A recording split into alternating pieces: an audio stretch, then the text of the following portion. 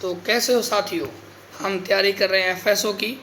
मैं ऐसा सोचता हूँ कि आप सभी पढ़ रहे होंगे और सुपरवाइज़र का एग्ज़ाम तो हो चुका है, उसकी टेंशन लेनी नहीं है। अब हो गया सो हो गया। अब जो हम तैयारी कर रहे हैं वो है एफएसओ मेन है, ठीक है, जिसमें हमने 2 क्रॉप को कंप्लीट कर लिया था। याद होगा आपको, सोयाबीन और कपास कॉटन कंप्लीट कर लिया था, ठीक है। आज हम पढ़ने वाले हैं साथियों मेज़।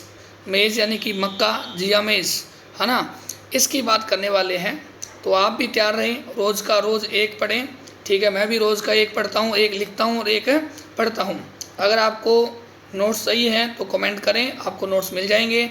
बाकी आप मेरे साथ रिवीजन करें और अच्छे से पढ़ाई करें ताकि आपको भी मोटिवेशन मिले कि लोग सभी पढ़ रहे हैं तो हमें भी पढ़ना पड़ेगा, ठीक है। तो ज़्यादा टाइम वेस्ट नहीं करेंगे साथियों, हम अब पढ़ते हैं मेज़। तो मेज़ का पढ़ने का सीक्वेंस वही है कि सबसे पहले हम बॉटनिकल नेम पढ़ेंगे, फिर फैमिली देखेंगे, फिर हम ओरिजिन प्लेस देखेंगे। देखो मेज़ है ना, मेज़ का बॉटनिकल नेम सभी जानते हैं, जिया मेज़ है। फैमिली ग्रेमिनी है या फिर पोएसी है या फिर घास फैमिली बोलते हैं, ग्रासेस फैमिली बोलते हैं। और जिया मेज़ यानी कि मेज़ का ओरिजिन प्लेस मैक्सिको है। क्या है बच्चों? मैक्सिको है, ठीक है। मेज़ 1 वर्षीय प्लांट है, 1 वर्षीय है, ठीक है, मोनोईयर है। और हम कहेंगे ये क्रॉस पोलिनेटेड है। ध्यान रखना कि मेज़ है वो क्रॉस पोलिनेटेड प्लांट है और नॉन टिलरिंग प्लांट है। टिलर नहीं बनते हैं, जैसे गेहूं में टिलर बनते हैं तो मेज़ में टिलर नहीं बनते हैं। और मेज़ के अंदर जिया मेज़ यानी कि मक्का में लाइसिन और ट्रिप्टोफैन अमीनो अम्ल की कमी पाई जाती है और इसमें प्रोटीन पाई जाती है, उसका नाम है जिन। कौन सी प्रोटीन? जिन प्रोटीन पाई जाती है। आपसे पूछा जा सकता है कि जिन प्रोटीन किस में पाई जाती है। जिन प्रोटीन है वो मक्का में पाई जाती है और मक्का में पाया जाने वाला जीन वो है ओपेक 2 और फोलेरी 2। मक्का में पाया जाने वाला जीन ओपेक 2 है या फिर नाम है फोलेरी 2 है, जबकि पाए जाने वाली प्रोटीन उसका नाम है जीन। क्या नाम है? जीन। मक्का में लाइसिन और ट्रिप्टोफैन अमीनो अम्ल की कमी पाई जाती है। मक्का का जो नर भाग है वो टेसल कहलाता है, जबकि मादा को बोलते हैं सिल्क। मक्का है ना, मेज़ है, मेज़ में नर पार्ट भी है और मादा भाग भी है, फीमेल पार्ट भी है। नर को बोलते हैं टेसल, जबकि मादा भाग को बोलते हैं सिल्क बोलते हैं। अब टेसल को हटाना, रिमूवल ऑफ टेसल, ठीक है, डिटेसलिंग कहलाता है। और सिल्क को हटाना, मादा भाग को हटाना, डी सिल्किंग कहलाता है। क्या कहलाता है? डी सिल्किंग कहलाता है। अब आगे देखिएगा, ऑल इंडिया मेज़ इम्प्रूवमेंट, मेज़ है ना, ऑल इंडिया मेज़ इम्प्रूवमेंट प्रोजेक्ट जो लॉन्च किया गया था वो किया था 1957 में। ऑल इंडिया मेज़ इम्प्रूवमेंट प्रोजेक्ट लॉन्च इन 1957। ध्यान रखें, 1957 में लॉन्च किया गया था। मक्का में प्रोटीन पाई जाती है, उसका नाम है जिन प्रोटीन और ये है 10%। कितनी है? 10%। आपको पूछा है कि मेज़ में प्रोटीन पाई जाती है, वो कितना प्रतिशत? 10% प्रोटीन पाई जाती है। 1 हेक्टेयर में पौधों की संख्या क्या होगी? अपने पास 1 हेक्टेयर ज़मीन है, उसमें मक्का के पौधों की संख्या क्या होगी? वो होगी 66,666 प्लांट होगी। अगर रबी सीजन की बात करें उसमें पौधों की संख्या 90,000 है। आपसे पूछे कि भारत में मक्का की रबी की खेती कहाँ पे होती है? रबी में बोया कहाँ जाता है मक्का? बिहार में। राजस्थान में मक्का रबी सीजन में कहाँ बोया जाता है? बांसवाड़ा। और मैक्सिमम मक्का कहाँ होता है? अपने उदयपुर। राजस्थान में कहाँ होता है? उदयपुर में। सिंगल क्रॉस टेक्निक है मेज़ से रिलेटेड, सिंगल क्रॉस टेक्निक है। ये 1910 में ईस्ट व शुल ने दिया था। किसने दिया था? 1910 में ईस्ट व शुल ने दिया था। जबकि double cross technique proposed by Johnson 1920, पहले 1910 और वापस आया 1920, वो जॉनसन ने। और single cross technique is given by शुल and east ने दिया था। क्लाइमेट कैसी चाहिए? देखो क्लाइमेट चाहिए इसको थोड़ी सी नम वाली और गर्म वाली। खरीफ सीज़न का है ना मक्का, जैसे अभी खरीफ सीज़न चल रही है तो खरीफ सीज़न का है, तो इसको चाहिए नम व गर्म। अंकुरण के लिए तापमान कितना चाहिए? 21 डिग्री। जबकि कपास के अंकुरण के लिए तापमान कितना था? 16 डिग्री। कितना था? 16 डिग्री। मक्का के अंकुरण के लिए 21 डिग्री। कितना है? 21 डिग्री। अब मक्का की 7 स्पीसीज पाई जाती है। कितनी? 7। पहली स्पीसीज है फ्लिंट कॉर्न। कौन सी? फ्लिंट कॉर्न है, जिसका नाम जियामेज इंडुराटा। क्या नाम है? जियामेज इंडुराटा। ये भारत में सर्वाधिक उगाई जाने वाली स्पीसीज है, फ्लिंट कॉर्न इंडुराटा। एक है डेंट कॉर्न। डेंट मतलब दांत होता है, दांत जैसे शेप होते हैं इनके दानों के, जिसे कहते हैं इंडेंटाटा। क्या कहते हैं? इंडेंटाटा। ये अमेरिका में बोई जाती है। हम पॉपकॉर्न खाते हैं तो उसे बोलते हैं पॉपकॉर्न। वो वैरायटी है जियामेज एवर्टा।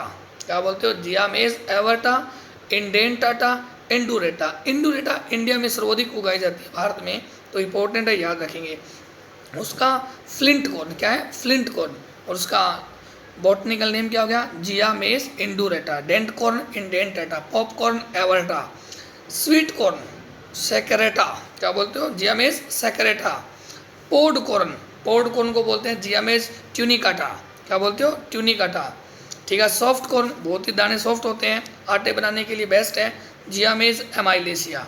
Wax corn जियामेज सेरेटिना। जियामेज सेरेटिना। देखो ये नाम ऐसे एक साथ याद नहीं होंगे, ठीक है, हमें 3-3 करके 3 दिनों में याद करने पड़ेंगे। हमारा टारगेट है 2 ही याद कर लो। फ्लिंट कॉर्न इंडुरेटा, जियामेज इंडुरेटा भारत में सर्वाधिक है। फ्लिंट कॉर्न क्या हो गया? जियामेज इंडुरेटा। और डेंट कॉर्न क्या हो गया? जियामेज इंडेंटाटा। ठीक है। और ये जो मेज है ना, सीरियल क्रॉप यानी कि अनाज वाली फसलों की क्वीन है, रानी है। ठीक है। मक्का क्या है? क्वीन ऑफ सीरियल क्रॉप है। अनाज वाली फसलों में सर्वाधिक प्रोडक्शन मक्का का ही है। इंडियन इंस्टीट्यूट ऑफ मेज रिसर्च कहाँ है? न्यू दिल्ली। कहाँ था? ऐसे बोलना चाहिए, कहाँ था? न्यू दिल्ली। अब इसे कहाँ शिफ्ट कर दिया है? लुधियाना, पंजाब। एक मैंने बोला था ऑल इंडिया, है ना, ऑल इंडिया अपने पास क्या था? मेज इम्प्रूवमेंट प्रोजेक्ट लॉन्च इन 1957। ठीक है। अब क्या बोला?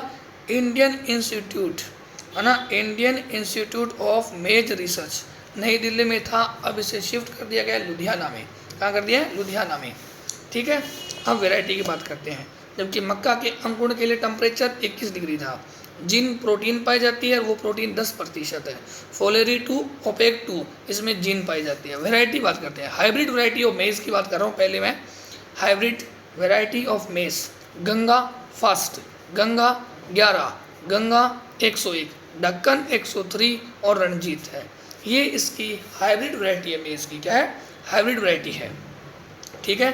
गंगा फर्स्ट, गंगा वाली सीरीज है ना, ये सारी की सारी मेज की हाइब्रिड वैरायटी है।